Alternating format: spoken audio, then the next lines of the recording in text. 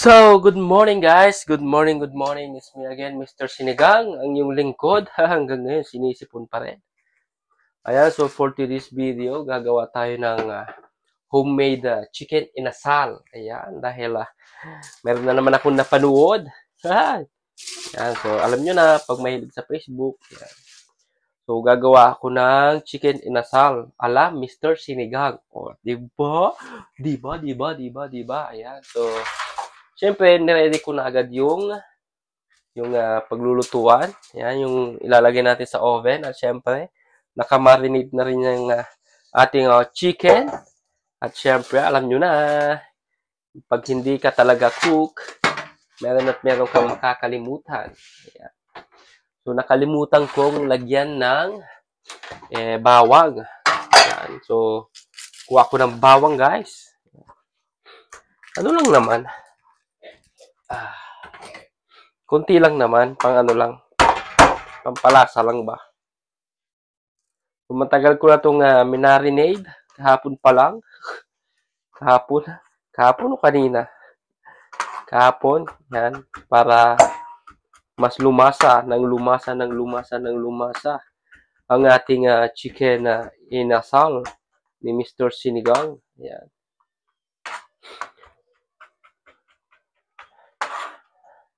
So, lagyan lang natin ng bawang. Siyempre. At magugas muna ng kamay bago natin halu-haluin. Ayan. So, napakalamig po ng ating manoks. Ayan. So, nakalimutan ko nga rin palang hiwa-hiwain yung manok ng konti. Pero okay lang yan kasi naka-marinate naman siya ng magdamag. Kaya higup niya yung ating ginawang marinated sauce. Yeah, marinated sauce, tama ba? O yung pinagbabaran, di ba?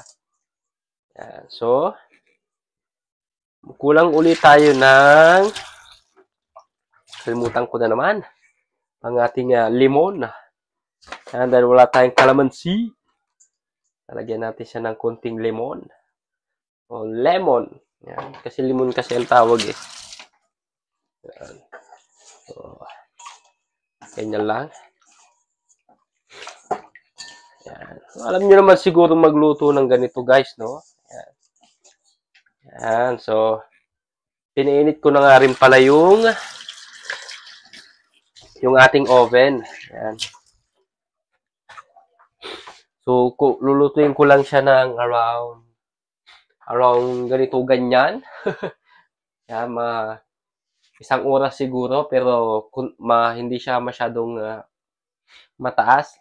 Ilalagay ko lang siya sa 170 degrees. Ayan, degrees. Yan.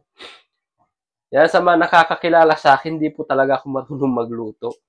Invento lang, di ba? Pero, sabi naman ni Mrs. dun sa nakaraan kong video na soy glazed chicken, masarap naman daw. Kaya, subukan ko naman itong inasal. Parang may nakalimutan ako ilagay. Okay na. So, ilalagay natin yung, yan o. Kita nyo ba guys?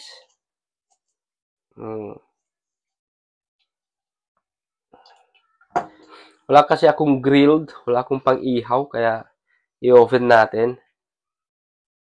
Yan. Yun o.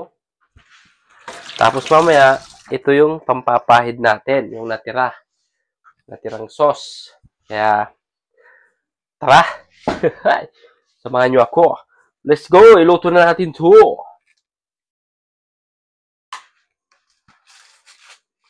So, ilagay na natin ang ating manok.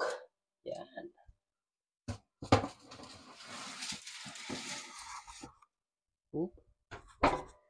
Lagyan lang natin sa 170. Ayan. So, ayan, nakaluto na. Hintayin na lang natin na maluto. Ayan. Ayan o. Yan, nilagay ko lang sa 170. Ayan, up and down yan. So, hintayin natin. Pero, tingnan natin dahil papahiran natin siya unti-unti. Dahil, syempre, matutuyo yan. Kaya, pahiran natin ng mga yung pinagbabaran natin pa, mas lalong sumarap at mamaya gagawa tayo ng parang Java rice. Pero wala tayong Java rice. Gagamit tayo ng leftover na kanin. Ayan. So, lalagyan lang natin siya ng konting kulay. Okay? Let's go! So, ayan, habang iniintay natin maluto yung ating manok, ayan, mag-ano na tayo. Gagawa tayo ng ating rice. Diba? So, kunti lang. Gagawa lang naman tayo ng kalahati lang para may pang plain rice naman tayo.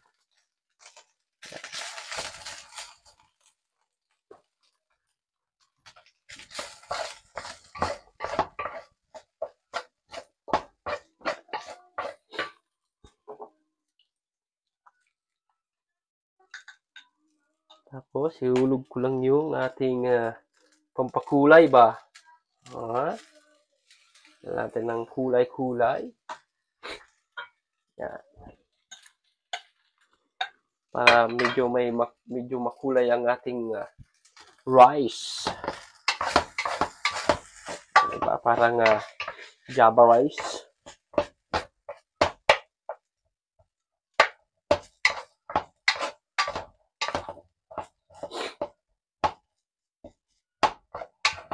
Siyempre, lalagyan natin yan ng asin.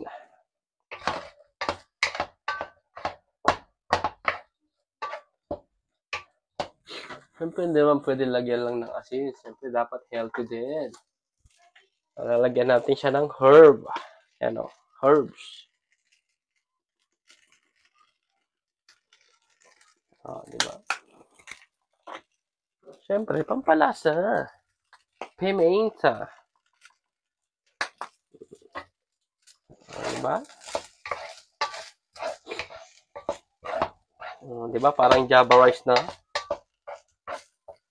Tapos mamaya, lalagyan natin ng meron ako dito Asan ba yung ating konting patis? Lagyan ko lang siya ng konting patis para patis. Yan. Patis to the max. Yan. Lokay lang natin. Yan. Ganun lang kadali guys. Yan. Sa may mga leftover na kanin dyan. Yan. Pwede yung gawin. Bumili lang kayo ng atsuete. Para kumulay. Yan. So, ganun lang yan guys. Lalagyan ko pa siya ng itlog. Okay? So, ilalagay ko lang siya ng isang itlog. Bang! Basag. Uy, nahulog pa nga.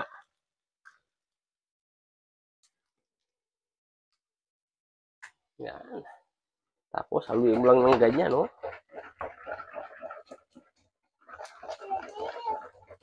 Okay. Kaya bahalang magluto niyan, Diba?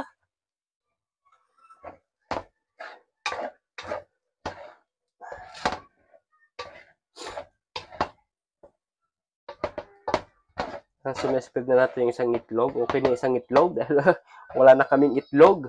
Yan. Diba? So, turn off na natin. Baka ma-overcook pa. Yan. Yan. So, meron na tayong homemade Java rice. Diba? Ganda-ganda, Yan. So, lalagyan natin yan ng toppings mamaya. Yan. So, bibigyan ko kayo ng example paglagay ng toppings. Okay? Lalagyan natin siya ng siyempre lalagyan natin yan ng kunwari ganyan, Yan. Diba? Tapos lagyan mo ng siyempre, my favorite. Ayan, Guys, kita nyo? Panis. Meron tayong homemade Java rice. Di ba? Sarap.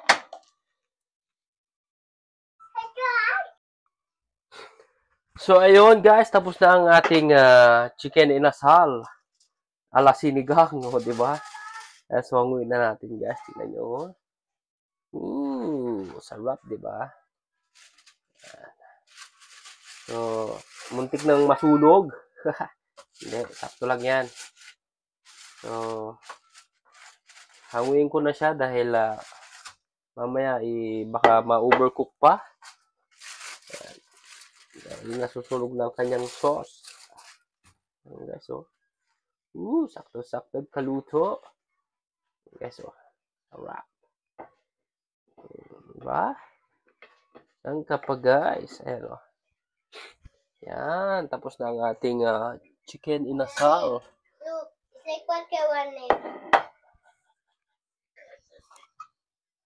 Ayan, so ilagay na natin ito sa plating. Ayan, plating muna tayo guys.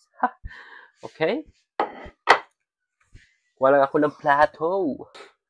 At ito na ang ating finished product. Ayan, so ito ang ating lunch for today. Chicken inasal with homemade java rice. Without java rice. Di ba? With garlic on top. Ayan, so tara, kain na tayo. How is it? Good. Mira, yung ubos na namin agad, oh.